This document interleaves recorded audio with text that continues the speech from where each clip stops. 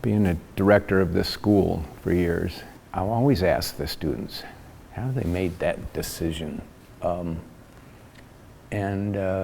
It always seems kind of random. I'm going to recommend 4 books, and the reason for that is it's going to inform them about how and why they made these decisions. And quite frankly, the science would indicate that it's embedded in us. So these are the texts. The Darwinian Survival Guide by Daniel Brooks. Sapiens, I think that's been on the New York Times bestseller list, by Yuval Harari. And then a couple other books that I really like and I find them really informative. Determined, or he wrote another book called Behavior, that's by Robert Sapolsky. He's a behavioral scientist at Stanford. And Things Hidden Since the Foundation of the World by René Girard. And a student, and Girard was an anthropologist at Stanford as well. I would encourage your viewers to kind of check those books out, and it will kind of inform what I have to say about how we make those decisions of career choice. I'd often talk to students and would sit them down and the people in the office and say, you know, it's as much the profession choosing you as you choosing the profession. These authors would suggest, especially Sapolsky, that your predilection to become an architect, to do what you do, is embedded layers after layers after layers of generations of cultural informing of DNA and genetics, and obviously nurturing, you know. So, but me in particular, it was, I was impressed by somebody who was an architect when I was in junior high. Why I gravitated to that guy, the guy was Richard Brimley. He graduated from the U, and I'm not sure who he worked for back then, but he, in Salt Lakes, the economy back then was very different. It was a struggle. Firms that, typically most of the firms depended upon the state for work, or school districts. And whenever the state awarded a project, all the draftsmen around town or recent interns would move from one office to the other who got the most recent job. And I remember that distinctly when I first got started. But anyway, he and I was in junior high, and he had just recently graduated from the U, and so he ultimately moved to Boston and worked for TAC Architect. There's no doubt he was the impression that kind of I identified with him. In Girard's book, he basically goes back and looks at Aboriginal tribes, and as well as from the Sapien book, that basically human beings are unique in that we do most of our maturation and brain development outside of the womb. 9 months in the womb, 35 years after that, before the brain is fully formed. We are so fundamentally wired to learn by imitation. So it's a powerful force. And Girard indicates that at some point, that person that you imitate becomes the other tribe, the other that you invariably envy. So it moves from imitation, you're learning by copying, but ultimately they become a rival. So that's what informs the kind of competition amongst architects. So we start out, let's say, with me wanting to imitate Richard Brimley as a junior high student, following this career path, and at very points along the way, the door opened and said, okay, you're on the right beam, you know. But I mean, fortunately, he moved away, so it didn't end up in envy at some point. So specifically now, you were, you decided as a junior high school student that you'd like to imitate Richard Brindley and follow that career path. How did you do that? I started at the U, and When was this? This was in, would have been fall of '67. Knowing I wanted to be an architect, but the U had just flipped from an undergraduate 5-year professional degree to a graduate. And Bob Bliss initiated that. And so I had to pick an undergraduate degree that at the time I really didn't want to pursue, and I just wanted to get on with it. So I first started out with an art major. And towards the middle of that year, I just decided, I enjoyed art, but I wanted to be an architect. So I went in to talk to Bob Bliss, bless his heart, and said, Bob, I want to get on with it, And Bob was a big advocate for the graduate program because they just initiated that. And I said, I appreciate that, but I want to get an undergraduate degree in architecture. And thinking in 5 years, that would have been a more streamlined track than the 6 years with a graduate degree. So he said, well, why don't you consider Southern Cal? He had friends down there that had come up here to lecture, Crombie Taylor, and and John Sugden was on the faculty of the U, and he had a whole bunch of the Mies crowd, after Mies had died, moved to Southern Cal. I think they'd had it with Chicago climate. And so I applied there and got in, and then completed my degree there. Then thinking, okay, I'm there. I've made it. Only to find out, okay, another 3 years to get a license. So you go and start the internship, and Where were you working? I was working for one of my professors in LA, and my wife was not real happy with LA, all the commuting and the smog, and so we went up to, this is curious, we went up to San Francisco, and in that area in the early '70s, every architect graduate went to San Francisco looking for work. That was the place. And I remember going into offices, and they'd have a big stack of resumes or portfolios, and yours goes on the bottom, and we take from the top. So, and I spent a month or 6 weeks in San Francisco looking for work, and send out resume back to Salt Lake, and got hired by Edwards and Daniels, and I said, okay, well, I'll go back to Salt Lake and get an internship. Zapolowski would say, oh, well, that was all, you were just following a path that was laid out for you. You think you were making the choices, but certain things opened up, certain things closed down. San Francisco was not open, Salt Lake was. So anyway, came back here, worked for Edwards and Daniels, and then followed Tim Thomas and Steve Peterson as they set up their office. I think it was Architecture Collaborative, I think they called it back then. And Bob Buchanan, the planner, joined them shortly after that. But I found, about the time I got licensed, after this kind of mania of probably, what is it, from junior high to that point, 10 years maybe, following something, that it wasn't what I thought it was. So I took a year off and traveled Europe and came back, and why wasn't it what you thought it was?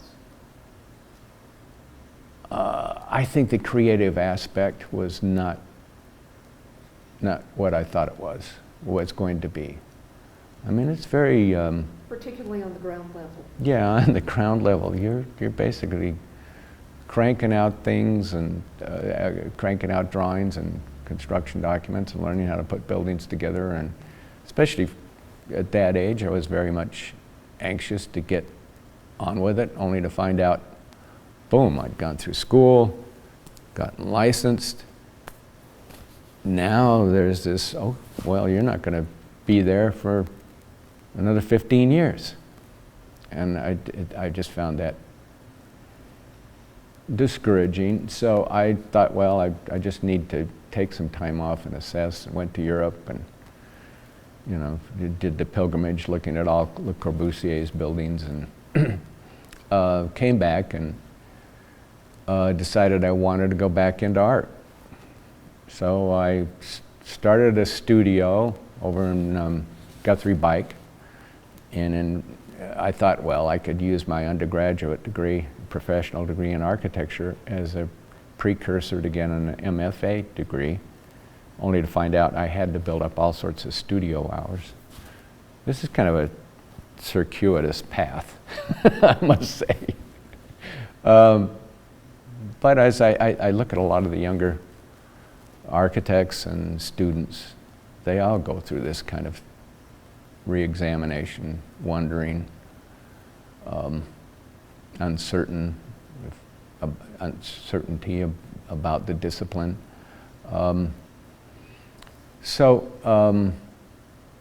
Came back, started a studio. I realized that I needed to build up studio hours, so enrolled back at the U in their art program. So studied under Alvin Gittins and Doug Snow and Klein Schmidt, and learned a lot from those guys, which later I think came in and formed my architecture. But anyway, so then finally got to the point where I was open to private practice and was practicing architecture on the side to pay the bills, and then painting a lot and going to school. And finally got the studio hours up where I could apply to MFA program. And I think I'd started doing a little teaching up at the U as an adjunct. What were you teaching? Probably sitting in on crits in studio. And I liked that. And I thought, well, you know, to basically pursue that, I would need a master's degree. So isn't this interesting? You know, I was so anxious when I originally talked to Bob, and then only to find myself, the time constraint was not so much an issue anymore. So I applied to graduate schools in architecture and art simultaneously. And I thought, well, I'm going to apply to the best schools that I could, or at least I thought at the time, and whoever chooses me is the path I will take. I didn't get into the art school I wanted, and I got into the architecture program. So isn't that interesting? One was closed, the other was open. So that was the path I took. So then came out with that, moved back to New York and went to Columbia. And I was an old student by then, I was mid-30s. You know, I felt like it was hard to keep up with the younger ones. But you know, it's interesting, you know, Sapolowski would say, your brain is not mature till you're 35.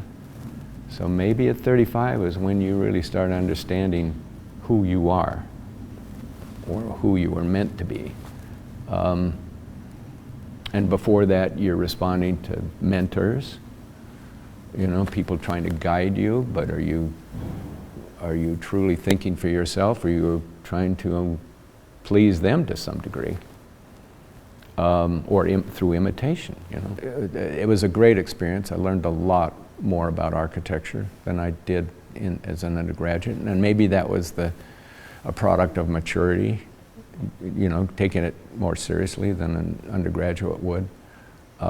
The other students at Columbia knew I wanted to teach, and so some of them had contacts at various schools, and I had a very good friend at Carnegie Mellon, Bruce Lindsay, who was from Salt Lake, and he used to work in our office here. So he was trying to encourage me to apply at Carnegie Mellon, where he was teaching. And North Carolina and Alabama, and I'd get shortlisted repeatedly and go through the motions and not get the job. So I had a good friend that I met actually through Bruce, Gerald Allen. He taught at Carnegie Mellon and North Carolina State, but had an office in New York. And we collaborated on some projects when I was in New York. And he gave me the best advice. He said, you know, pursue your career. And if you want to teach, teaching will come to you. If you pursue teaching, that's a different racket. You end up bouncing all over the country at the expense of a career. Because architect's very grounded. You've got to be dedicated to a community over time, building relationships. It's almost the opposite of academia. Well, this is curious because I'd started an office in Salt Lake, went back to graduate school, left my office with some guys, very capable guys, but they really didn't have the management experience. So they ended up kind of creating lots of debt. So instead of staying in New York, and my wife and kids were there and they loved New York, I said, well, I'll come back to Salt Lake for 6 months, clean this thing up, and then move back to New York. Well, moved my family back to Salt Lake, got the kids back in school. It took 2 to 3 years to clean up the mess. And got things back put together. We're thinking, okay, do we move back to New York? And the economy had changed. And so it was tough to find work in New York at that time, especially kind of starting out. And New York's a different market than Salt Lake. The pay scale is about what Salt Lake is, but the cost of living is significantly more. So it would be a struggle. So I ended up staying in Salt Lake and building the practice. And yeah. And then started teaching. Bob Hermanson, invited me to co-teach a studio with him, and so that was the start of 35 years at you know, going as an adjunct and teaching studio every other year, and then eventually applying for the directorship, and fortunately getting that. I mean, that was an honor to get that appointment. It's a big job, but very rewarding. Let's talk about your practice and its trajectory. Well, it was a lot of cutting expenses, which is painful because the primary expense in an architecture business is labor, people. You know, and you build relationships with people and you help train them, and it's painful to let them go. But you have that kind of brutal necessity of business. So, but I always felt like I, wanted to have an emphasis on design, and seeing those comparative practices in LA and in New York. I was really taken with Craig Elwood. I got to kind of see him at the end of his career in LA, and very design oriented. Back then that was tough in Salt Lake. And there was an expectation that if you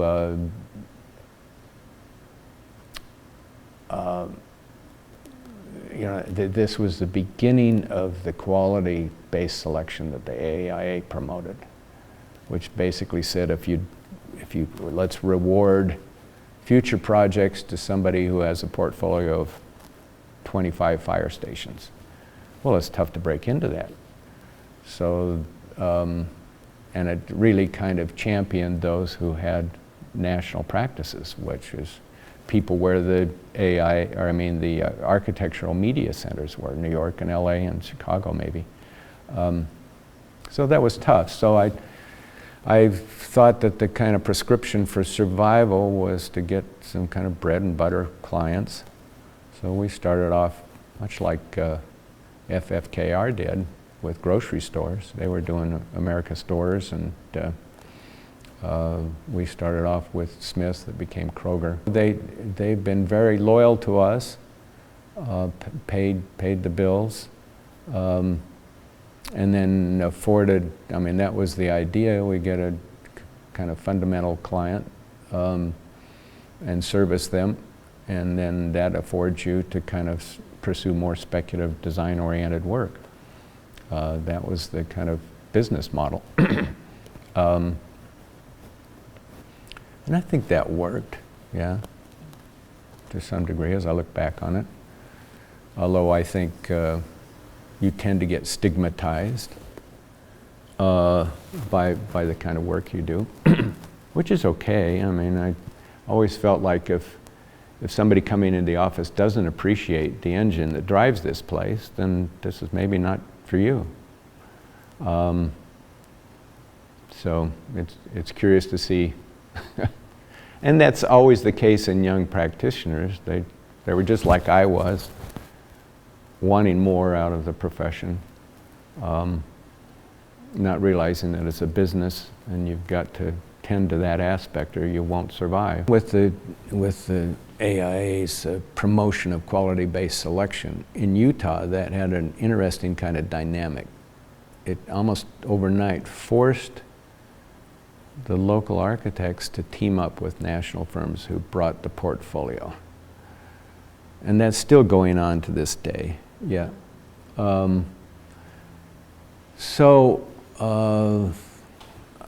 We teamed up for the main library with Wathmey's office. And Charles was such a great guy. And Bob, his partner, Bob Siegel. So we pursued the downtown library, the main Salt Lake library, got shortlisted. That was a competition that Bill Miller had put together. We didn't get awarded the thing. Those things are always both based upon content, performance, but very political. But developed a very good relationship with those guys. Now, subsequently, we pursued the museum project up on campus, and we teamed up with Charlie and Bob for that, only to find out that Frank Sanguinetti, the director, did not like the museum that Charlie and Bob did up at the University of Washington. So it's like something I should have known yesterday. But anyway, so we didn't get that, but that project came back on the street in a different form, and we teamed up with Machado Savetti, who I thought was a better fit to the campus, and Frank Sanguinetti. And you know, the campus is a brick campus, and Charlie and Bob are not known for doing a lot of brick buildings. So we're able to win that. And so that was just before the Olympics. And we'd done the programming on it, so with another firm, and so very familiar with the project. And that was a very rewarding association. We're still working with those guys. I'm going back to, in a couple of weeks, to their 40th anniversary of their firm. So those things, I think they can be difficult, but they can also be very rewarding if you pick the right firm. I was trying to learn from them. And fortunately, that didn't slip over into envy, because I never really envied those guys. They just became a very collaborative association. But you know, in the mix, somewhere between, you know, in and around those projects, we had considerable other collaborations with national firms that were not pleasant. So it's a cautionary tale, I think, for younger architects. You know, try to find a good collaborative, mutually respectful relationship. Otherwise, it can be somewhat painful, you know, and you know, subject to abuse, where the national comes in and you become their driver. Yeah, you pick them up at the airport, carry their luggage up to a meeting, and you know, you become their drafting service, and they quite often will take the lion's share of the fees up front and then leave you with not enough fees to barely finish the job. And yet you're here, you're anchored in Utah, and you have that kind of fiduciary responsibility to see it through. So I think, except for those two really associations, we've tried to go it alone. And if you know, if it's not in the cards for a local architect to win the job, then we're just not going to pursue it, and I realize we probably won't get it. So, and focus more in on kind of our long-term relationships with clients that become very meaningful over time. Doing work for corporations and institutions like, you know, Weber County Library. We've done a bunch of their work. And gosh, that goes back 20 some odd years. You know, so you constantly go through public selections, but those relationships have meaning over time, you know? You're helping an institution, if they have problems, the roof leaks, who do they call? Their architect. You know, you're kind of like on the front line of the stewardship of the buildings that you create, which I think is wonderful. And then you go back and talk to the contractor and say, okay, what happened here? How can we solve this? It's not a matter of, I've always tried to avoid pointing fingers and just roll up our sleeves and do what needs to be done to solve the problem. So I think those, you know, there's so much emphasis on design, Fran, but those in the long run, those relationships are the ones that truly have a lot of meaning, as much as kind of identification with the object quality of a building. One other thing I wanted to share with you is the notion of attribution. Architects are kind of obsessed with that. And I think, again, it comes out of that kind of imitating others. And then that becomes envy. And so the other thing I wanted to kind of caution younger architects is be careful about undoing the work of your competitors. One of your competitors' finest buildings, seminal buildings, and then 20 or 30 years after it was built, you're hired to come in and remodel it or undo it. Or heaven forbid, like Todd Williams and Billy Chin's Craft Museum in New York.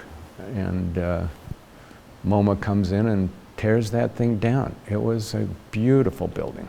And you know, maybe it wasn't so functional to be integrated within MoMA, but stop already, don't do it, don't go there. Or that being a party to tearing down a Penn Station, you know?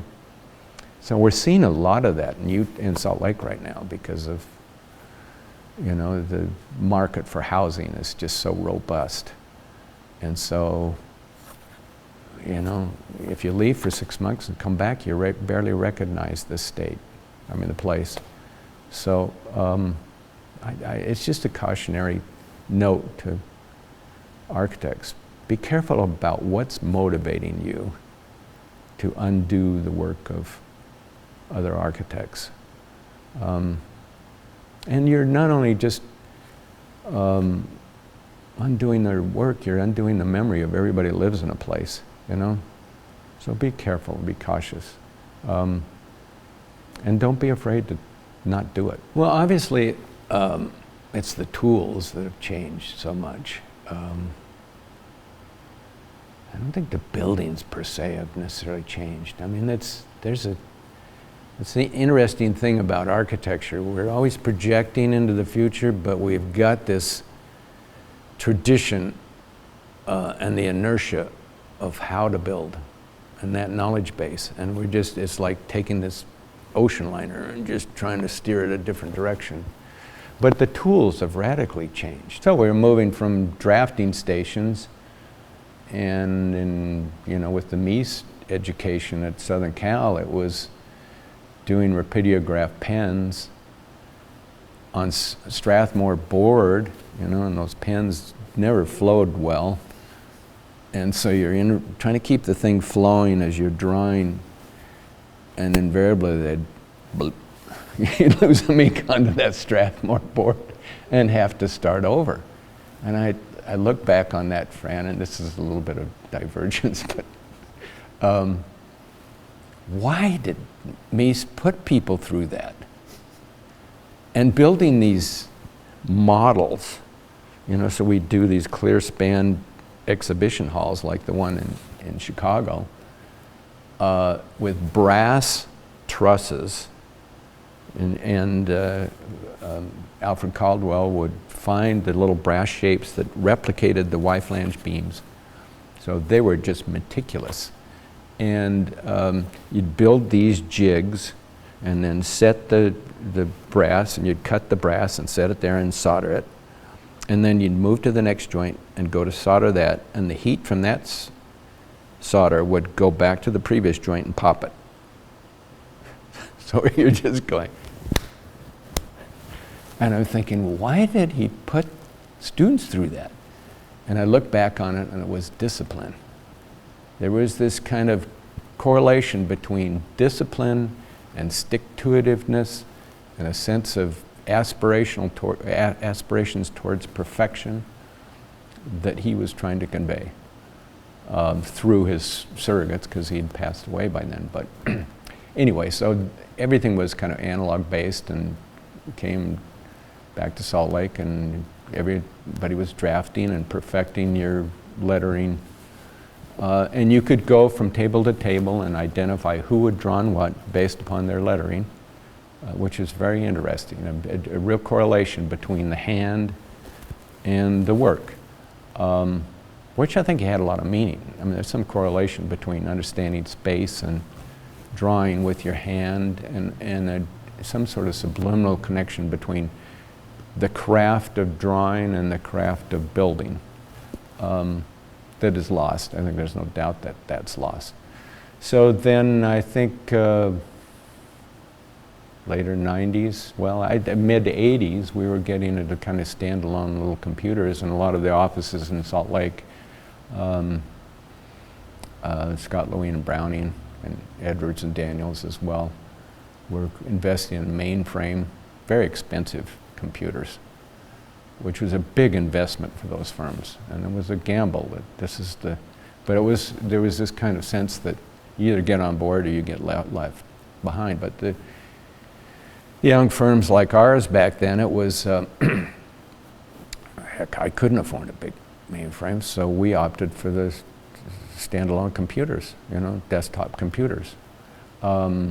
And actually worked with a guy here in town who was developing his, you know, prototype, or we were beta tested a CAD software program for him. Well, then obviously Autodesk came in and just kind of swept away most of the competition. But and then as I was starting to teach at the U, there was a big debate about, are we just letting go of analog and everything's becoming digital? But in the early 20s, as I was teaching more and then it became director, I really felt that it was more of a balance, that the analog still had importance and relevance, especially in terms of spatial understanding and the craft and the speed. To this day, I can draw faster than anybody can input a design into a computer. So you could do quick sketches, still do quick sketches, formulate ideas with the client, and then when they get more solidified, more committed, then digitize them. And then you could start, as you were making changes, then the digital became much more effective. And the visualization is phenomenal now. I mean, it's hard to differentiate between a rendering and a photograph. The book on Darwin talks about the success of evolution is based upon anomalies in species. Now, it could be, for an architect, it could be dyslexia. You know, I had a bad case of dyslexia, and I used to be fearful, and as a little kid standing up, you know, when the class is learning how to read and you had to stand up and read from the text, and I'd start reading and the words I was reading them, but they'd come out of my mouth in a different order, and all the kids would start laughing and stuff like that. And I found out later on how many architects have dyslexia. But anyway, so that's one of those little anomalies that aids in evolution, so that as the climate changes or circumstances change, certain things that were normative fall away because they're not able to adapt. And those things that have these little anomalies, they could be genetic, they could be, goodness knows, behavioral, are able to survive and emerge. Those that are gatekeepers build a big tent, enable people to come in to the profession that you may not think are that suited for it, because they might be the ones that survive evolution from an evolutionary perspective if you were to apply those theories to the practice of architecture. So I remember when I used to, as the director of the school, have the final say on if there were students that would apply that were kind of on the fence, and the selection committee had said, well, we're not sure about this person.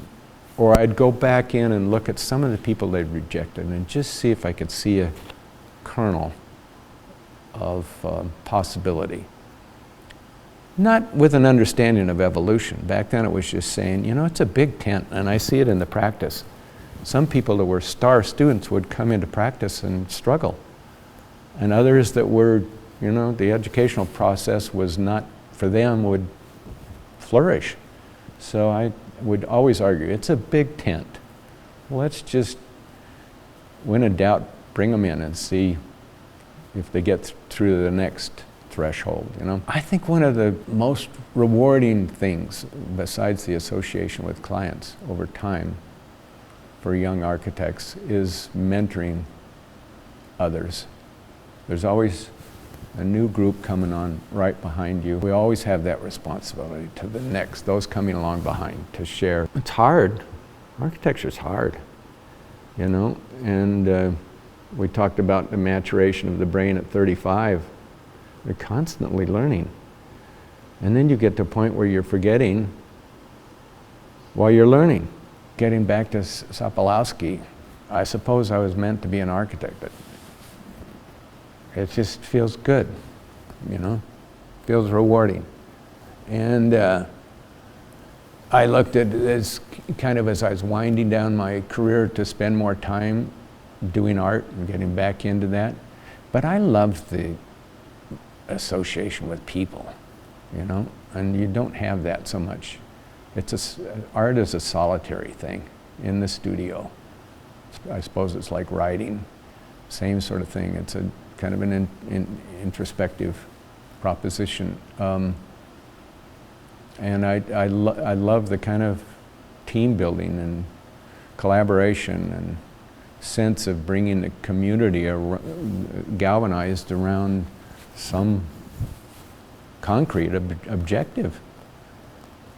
And I mean, it's always rewarding to feel like you have some sort of legacy, but I've seen a lot of my projects demolished. So, I mean, it's, be careful what you hang your hat on. It's more those relationships, like I mentioned before. I think it's those relations that become enduring as much as the bricks and mortar.